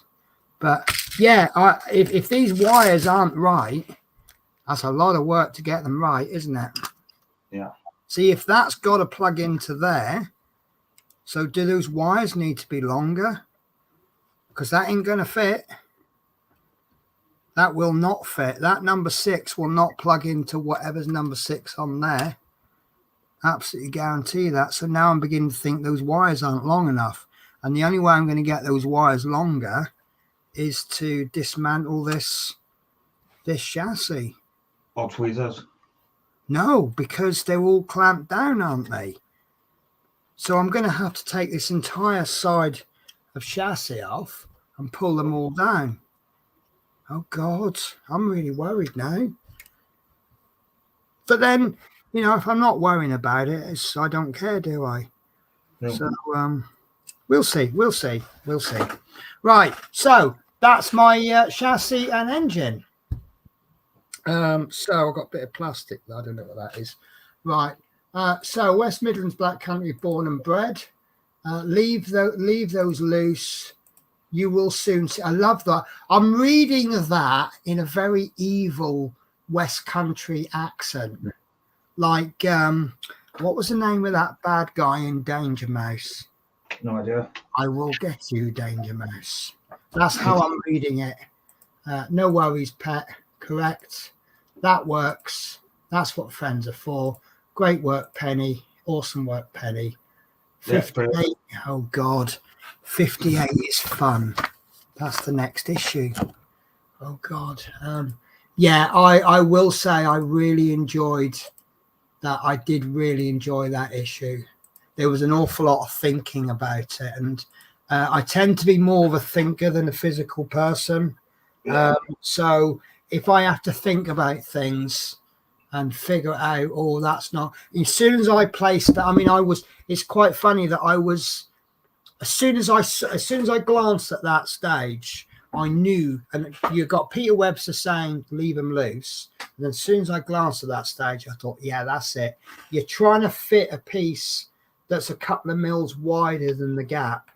Now, how do you get, how do you get a 10 centimeter piece into a 10.1 centimeter piece? Well, you make the outsides wider, don't you?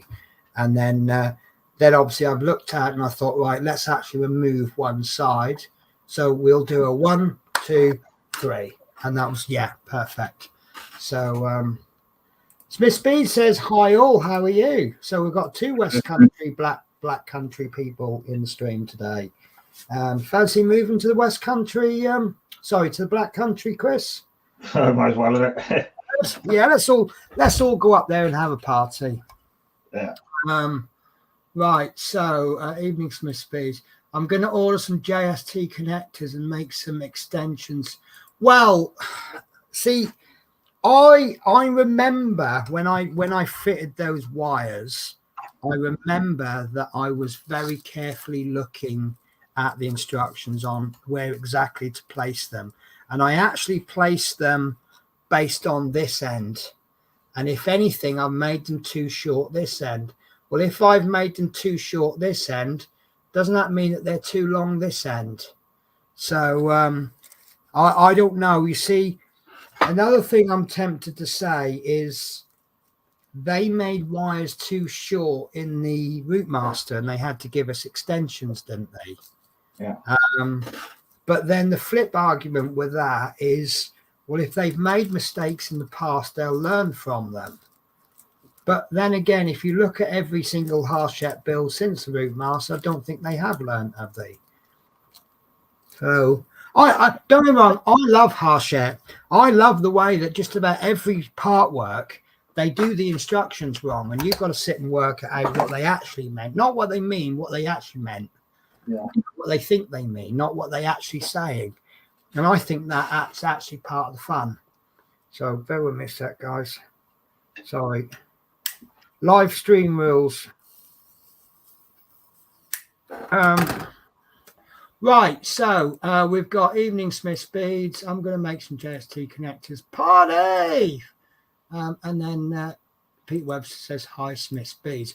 Right, as it stands this exact second, I don't know what I'm doing next week. Someone sent me a message. Oh, yeah, really? Mm-hmm. So I've got...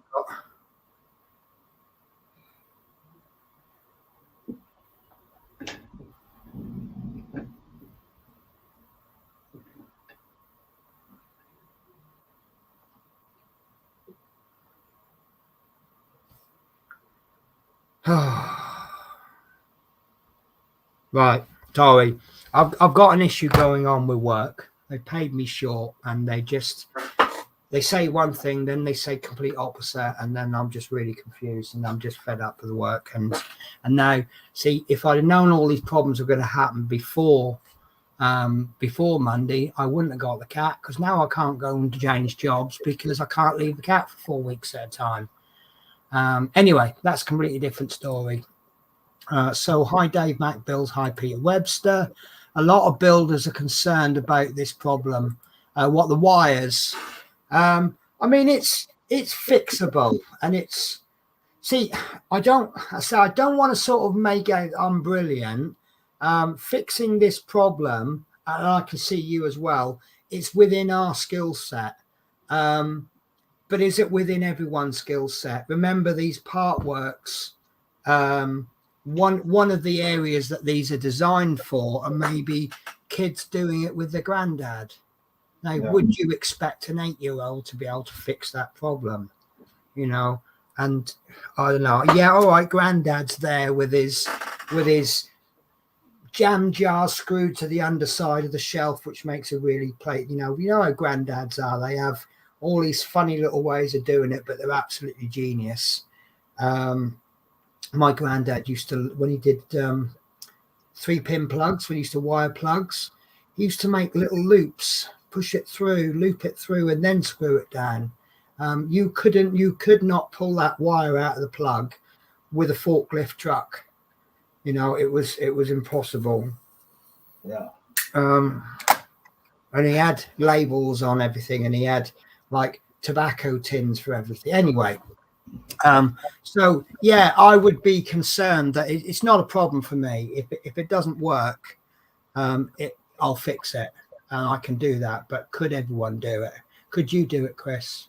Possibly not. With your eyesight? You know, I dabble with electrics, so I don't know, but I'm not going to panic, because out of all the part works we've done, how many times have we gone, oh, I'm not sure about that? Yeah. And then it's in the end, we're like, oh, fine. You know, it's like I was actually concerned with how loose those mud guards were. Yeah. And just all of a sudden, look, they're not loose anymore, are they? No. And they're only held in with 2 tiny little screws there. Well, 4 tiny little screws. 4 small screws. So, yeah. Right, guys. So I did want to try and make this like a pre-produced one. So this is what we've got. And I tell you what, whatever is this going to weigh? This is no. Chris. This is heavy. Now, I don't know if you've noticed it yet. Your engine, right, when it's finished, that's heavy. But now it's very heavy. The only other words I've got left is extra. Oh, the 6 wheels, they're rather heavy. Now, when you combine rather heavy with a quite heavy piece, that's weighing an awful lot, isn't it? Wonder where the back wheels are going to sit on there, though. What's that? The back wheels, where they're going to sit. Right. Let me change cameras for you. Because by coincidence, I have asked this same question before. So I'm going to just push you to the side a bit. So what I have noticed, if you look at the pictures, you can see that it's going to go right. So you've got a bit going to be going about there, which places the wheels around about here, roughly here, not too far from the back. Now you've got a hole there, and you've got a hole there. You've got something's going to go in there, right? So I think we're going to get some kind of bit. They've got a couple of screw holes there. Look, they might be more to do with the fifth wheel, third wheel, fifth, 7th wheel, 19th wheel, whatever it is. But I think this is really the key to the wheels. I think the wheels are going to go there somewhere. So, and it's, and that's a nice place to hide the exhaust pipe, you know, on the curb side, halfway down, blowing all the black smoke into the curb. Not in the middle of the road, you know, where it keeps away from the pedestrians, right onto the road, onto the path. And then we've got the trailer connection point as well. The trailer connecting point will go on top. Yeah. So there'll be like an almost a teardrop shape that will be angled, and then you've got like a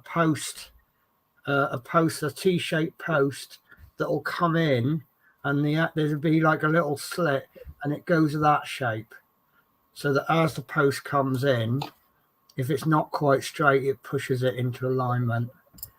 It's all cleverly used basic things. Yeah. Sorry, guys. Pushing that into there, right? When you're sitting there and the bit is there, right? That's going to take some accuracy, isn't it? Yeah. If you open that up a bit, can you see now that if you do come in wrong, it's still going to end up there? Yeah. So it's just doubled your margin for error.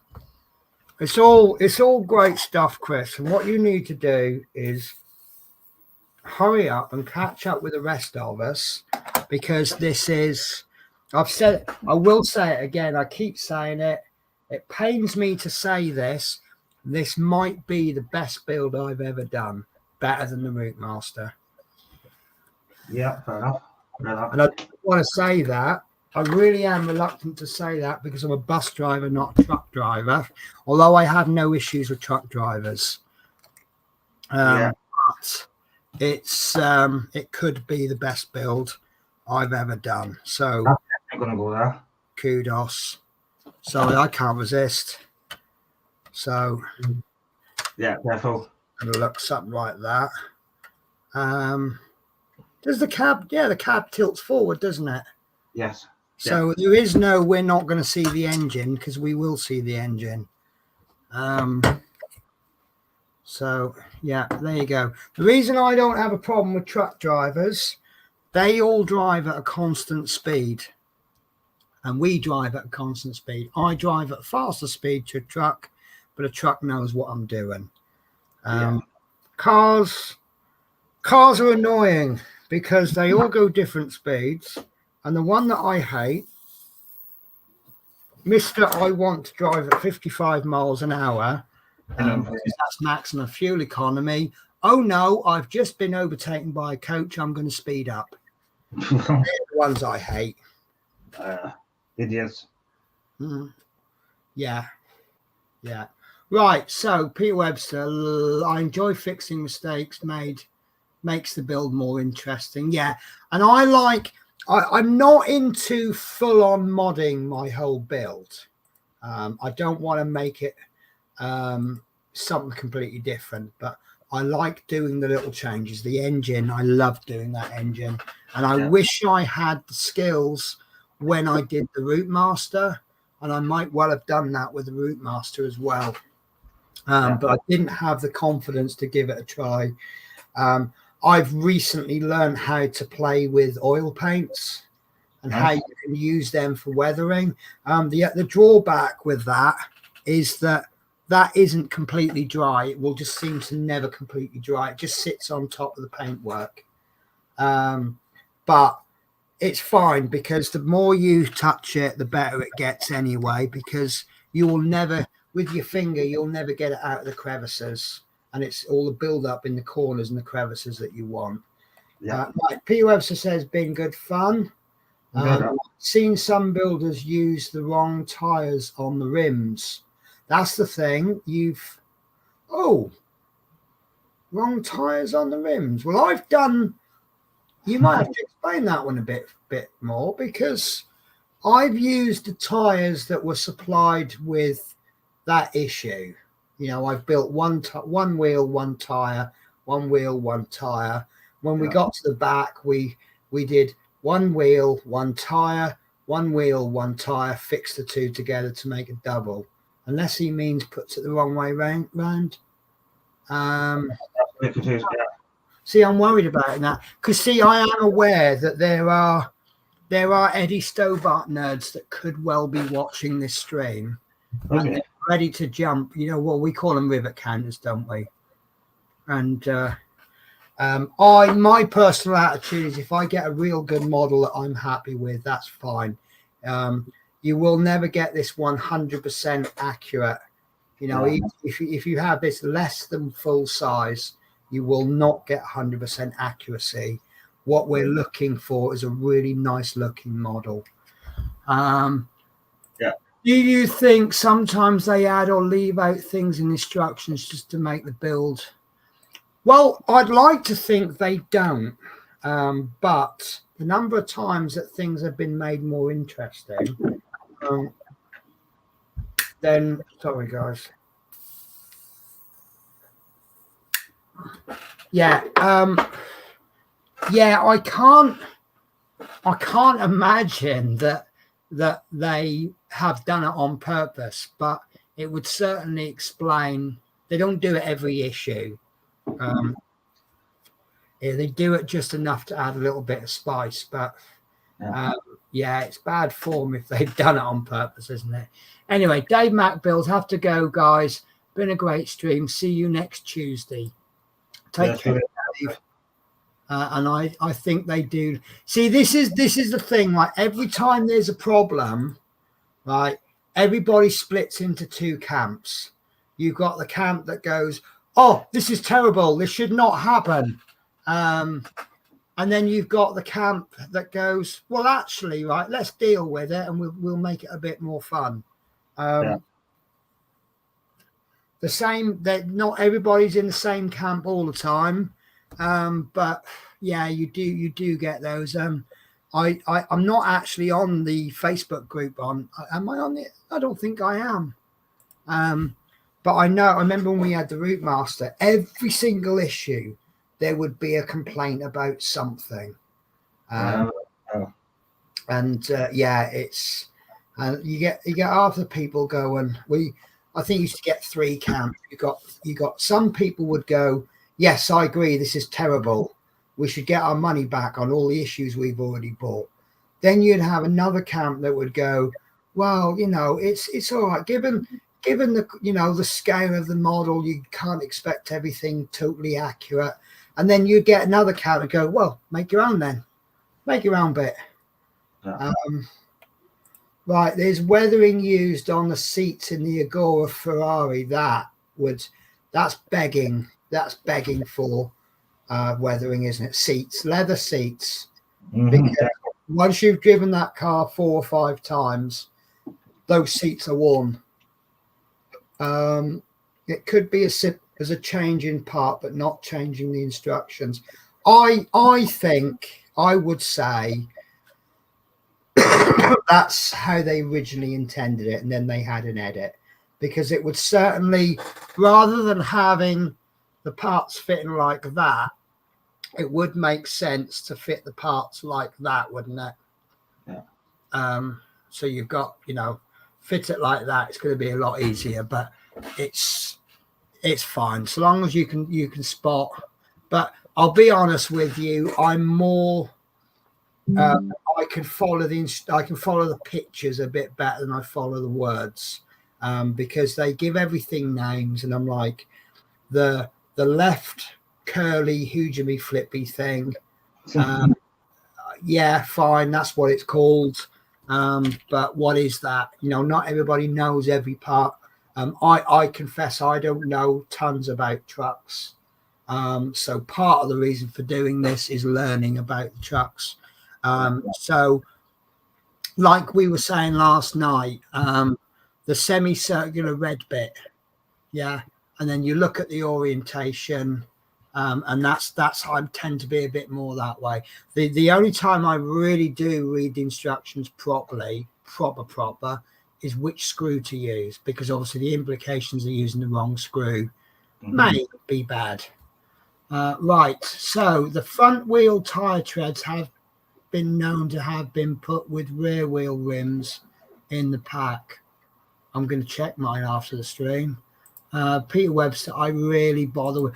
I do like the Facebook group. Sometimes someone comes up with an idea, and you think, oh, that's a really good idea. And people are posting in the Facebook groups to share their ideas. I hope there's no one in there that's posting their ideas, and then when someone uses it, they go, oh, you're just copying. Because otherwise, don't want people to copy. Don't share your ideas. But yeah, if you come up with something, I did post my engine. Actually, I did post my engine in the Hachette building Stobart one, and someone did say, "Oh, that's really good. I'm going to try that," and that made me happy. And then someone else actually painted there was one bit they painted yellow. It was the fan. I think it was the fan, and I thought, fantastic. That looks really, really good. But I didn't go through with it in the end. Right. Oh, why is that? Yeah, it was nice. It did look nice. Right, guys. So I'm going to call it a day here. So I am returning tomorrow evening, but I'm going back to diamond painting. I have been doing a little bit, not too much. I've had pretty much a cleaning and washing day today. So I've not done an awful lot on the diamond painting, but who knows what tonight and tomorrow will bring. I seem to be having a bit of a struggle with sleep. I'm going through this vicious circle where I'm not sleeping well at night. So I think where I've just come off nights last week, I'm not sleeping so well at night. So then I'm tired during the day. Yeah. So I'm having an afternoon nap, and lately my afternoon naps are like 5-6 hours long. So I think I slept today. I went to bed about 11 o'clock and I woke up at 4:30. So of course then I'm not tired at night time. So I'm not sleeping at night. So I'll see how I go tonight, and then is that my hair all messy? I noticed I'm going grey, guys. I'm going grey all over. See it? No, yeah. I'm getting old. 1 minute I'm thinking I'm young. You know, I regarded myself as a young 40-year-old, and now I regard myself as an old. It's just suddenly catch up with you. Don't get old, guys. It messes with you. You know how you feel young, and then once you start feeling old, you start trying to slow down, and then you're like, no, I don't want to slow down, and my body's having a bit of a bad. Anyway, guys, sorry. Yeah, so I'll see how the sleep goes tonight, but I think what I'll do is I will keep myself up. I might go out tomorrow, actually, and then I can't sleep then, can I? And then I'll be really tired when I get home. Yeah. But I find that I do love sleep, guys, and I do find it very hard to resist the urge to have an afternoon nap. It's cold at wind days. Well, this is it. If you're cold, it's easy just to sit in bed, wrap yourself a duvet around you. But I've got some films to watch. I've got, I know it's been out a while, but that Top Gun Maverick, I really, really, really want to watch that. And I've watched some YouTube videos on like an F-14 pilot analyzing Top Gear, and he says, obviously, there's a little bit of artistic creativity, but it's pretty good. So, yeah, I'm just going to watch that. So later on, right, guys. So Peter Webster says, "Good night, then. Take care and stay safe." So I will let Chris say goodbye. Then I'll say goodbye, and then we'll play my groovy outro. So over to you, Chris. Yeah, thanks for watching, guys, and then keep the thumbs up to Henry's channel if you can. Give it subs, especially mine as well. I haven't seen this last night though. This is the beast. Yes. Yeah, if you haven't seen it on my channel, please watch it also. And I'll catch you on. It's a slow build on the engine, but isn't it worth it? Yeah. On my channel will be live next week, guys. So take care, guys. Don't forget, guys, there was a scientific research done that they found out that if you share, like, and subscribe to both my channel and Chris Davis World, it does actually significantly increases your IQ. Not my research, guys, but there you go. Right, guys, so I'm back tomorrow on a live. Chris is back on Tuesday. I am going to be working on some fire trucks. I hope to have that back up and running on Monday.